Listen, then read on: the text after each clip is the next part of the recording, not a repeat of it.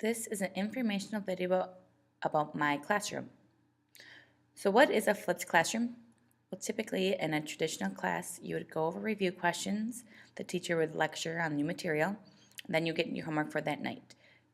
Typically practice problems.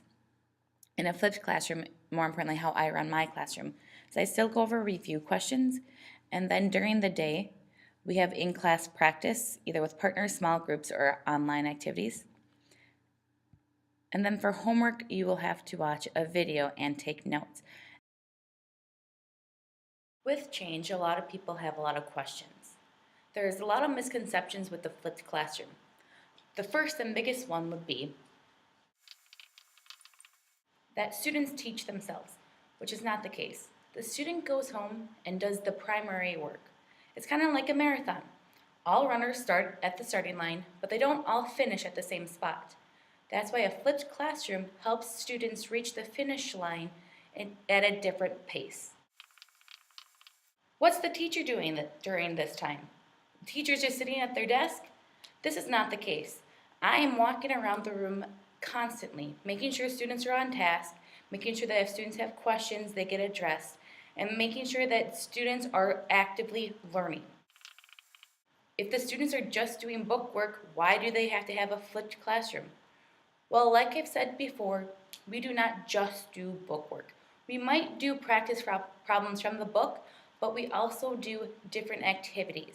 And we will also be doing group work. A lot of people have said to me, well, you're the teacher. You should be doing the teaching. Well, I do, but in a different way. I will always be recording the videos in some sort of format. So where will you find these videos? Well, first you should be able to log into either Algebra 2, Geometry, or whatever class you're in.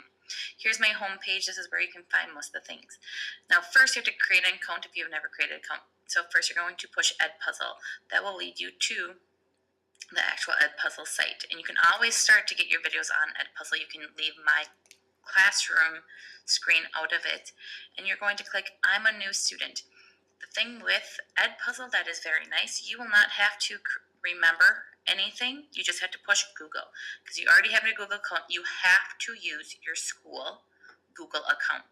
So if for some reason you have more than one account attached to your computer, you have to use your school one. So I'm going to sign up with me. And then here, now I'm on Google or Edpuzzle. That's great, but you're not in my class yet. So what you actually have to do is go back to Moodle. Now you're already in Edpuzzle. You have that created. Let's again say that you're in Algebra 2. Now you click what hour you are in. Let's say I'm going to be in hour 1. So I'm going to click hour 1. It already will have that link to help me sign up for it.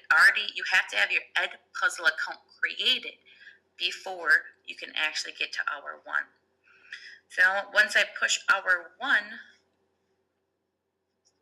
it's saying this is semester 2, Algebra 2, hour 1, join. It's going to say different things depending on whatever class you are in for mine. But you push the join button. Yes, I'd love to join that class. And then here now I have Algebra 2, hour 1. Now these are things that I have created last spring, but this is what your home page will look like. So right here will be the due date. Right now when I signed up for this, all of these will be done. Also, when I look here, there's all the videos that I have assigned in second semester. So you can always go back to any videos that we have watched. So when I'm looking at here, here's a video, I push start. Once I push start, then it will start playing the video. Once I watch the video, this will say 100%. If you did not watch it 100%, I will see that. I will see if you rewatch a part of the video. I will see how many questions you have answered correctly. I will see at what time you watched this video. I will see if you started the video, stopped watching it, and then restarted it again. So this is actually great for me. Might not be great for you. So you push start. The biggest thing with these videos here is that you cannot fast forward.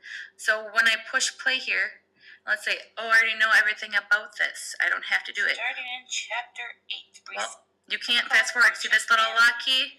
What is? It's saying you can't do that. Another thing that's very important to see is these green questions. These green questions saying that you have 1, 2, 3, 4, 5 questions in this video. How this video gets graded. Again, these are different questions that pop up that are related to the video. You answer them. They're multiple choice. I get to see that. That will show back on my screen. It will also show here about how many you got correct out of 5.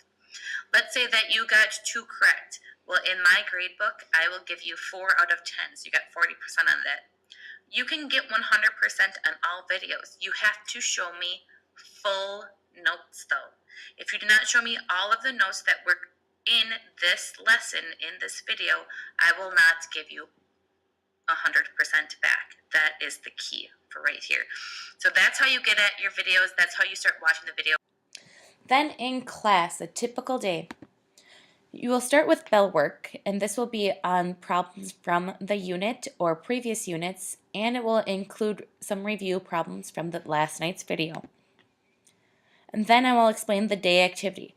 Then you'll hand in your work at the end of the day, and I will give you your next homework. And that is how I will run my flipped classroom.